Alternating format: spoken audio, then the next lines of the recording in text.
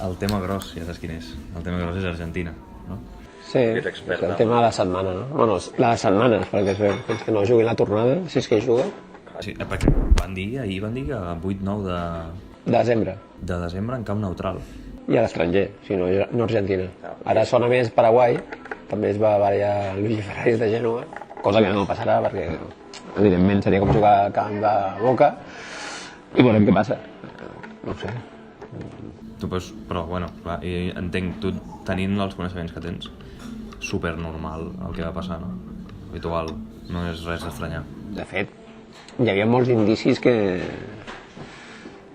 indicaven que passaria alguna cosa. De fet, Macri, ex-president de Boca, ara president del país, setmanes abans del partit va dir que no, que el partit es podia jugar amb els dos aficions del camp i tal. Alguns ministres van sortir avalant la seva idea fins que els presidents dels dos equips van sortir i van dir no, escolti, això no pot ser perquè el context i la rivalitat i els jugants són un títol tan important pels dos clubs, doncs segurament hi hauria incidents. Tot i així, tot i haver fet marxar enrere, jugar-se només amb afició local, hi ha hagut incidents. Clar, si la setmana abans la policia roba una seu dels borratxos del Tablón, que és la barra de River, i s'incauta milers de pesos, dòlars i 300 entrades, evidentment la reacció doncs, es podia esperar. I crec que l'operatiu policial no va ser del tot el més adequat, atenent els indicis que hi havia que segurament hi hauria incidents. Però aquí tothom està fotut pel mig, no? És a dir, aquí... És que el problema primer, és incomparable la violència o el grau d'agressivitat que hi ha al futbol argentí i el d'Europa, per exemple, Europa o la Lliga Espanyola, no té res a veure. En segon lloc, clar, si els que han de solucionar el problema doncs són part del problema, això explica que el problema sigui endèmic i no hi hagi solució possible ara per ara. Jo no veig que tingui solució el problema del futbol argentí, al contrari, cada cop pot anar més. Perquè hi ha implicat des de la federació, els dirigents dels clubs esportius, les forces de seguretat, els aficionats, tothom està implicat i tothom té el rèdit. Ja, és que les barres braves són les que governen els clubs, sí, però la seguretat, no? Les barres treuen rendiment econòmic, per exemple, de les parades de fandes que han al voltant del camp, dels aparcaments dels seguidors. Sí, tenen connivència amb els jugadors, fan assados a la principi de temporada demanant diners per poder viatjar, tenen connivència amb els directius. Hi ha relacions, fins i tot de parentesc entre presidents i capos de barres braves. I els jugadors que no sabenen a donar calés a la barra brava ja l'han cagat, no? Sí, pràcticament no hi ha cap jugador que s'ho plantegi, perquè sap que rebrà des d'insults cada cap de setmana que juguin al seu camp fins al seu domicili particular. S'han donat casos. Per tant, tothom té clar que la barra té un poder i una incidència important als clubs, que no té res a veure amb el moviment similar que hi ha aquí. Res a veure. Res a veure amb el que va passar a Vallecas, per exemple, No, el nivell d'incidència d'aquest grup de poder dins dels clubs és molt més important, molt més.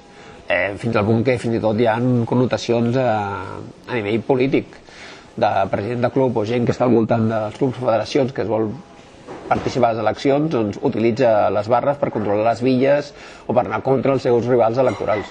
I això els hi dona rèdits. Sí, amb dos, clar. Un treu un rèdit polític i els altres treuen rèdits econòmics. I Macri, tu creus que és president d'Argentina per haver estat vinculat a Boca i a la 12 o no?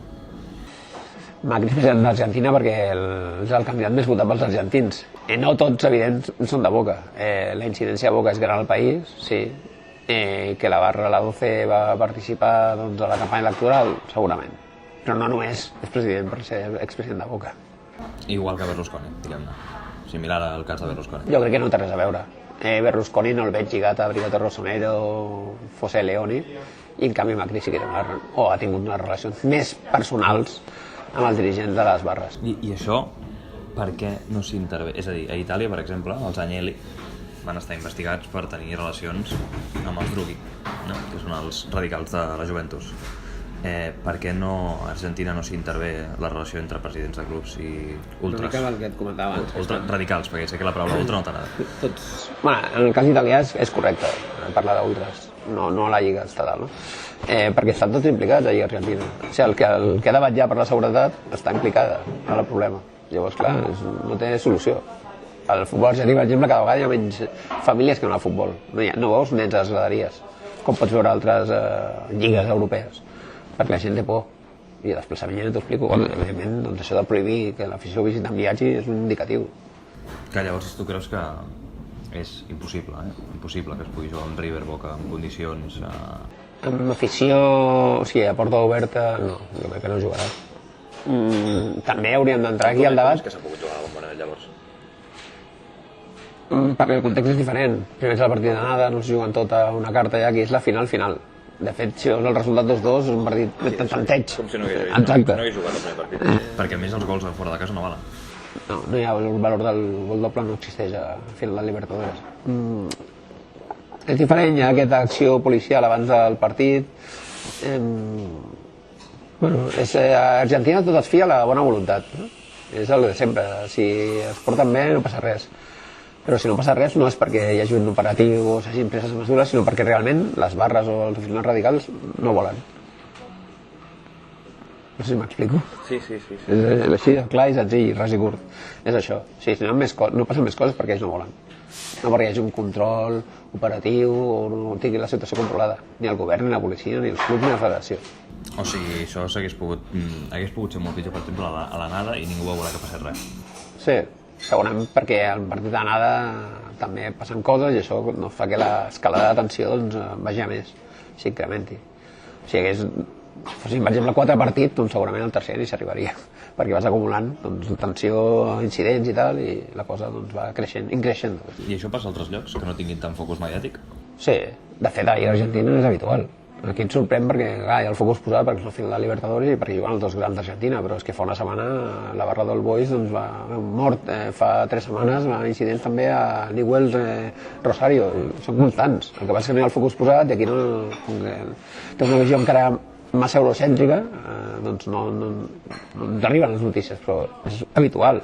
I qui parla d'Argentina parla de Colòmbia, d'altres realitats similars, Mèxic, que també hi ha incidents.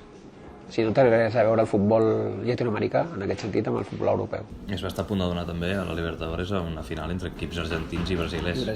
La rivalitat aquí encara va més enllà perquè transcendeix l'àmbit esportiu, social, i també hi ha implicacions històriques i polítiques. Doncs, la rivalitat tradicional de recorregut, d'animadversió que hi ha entre seleccions, per exemple, a nivell de seleccions de Brasil i Argentina, doncs, seria transportat traslladada, en aquest cas, en l'àmbit de Libertadores.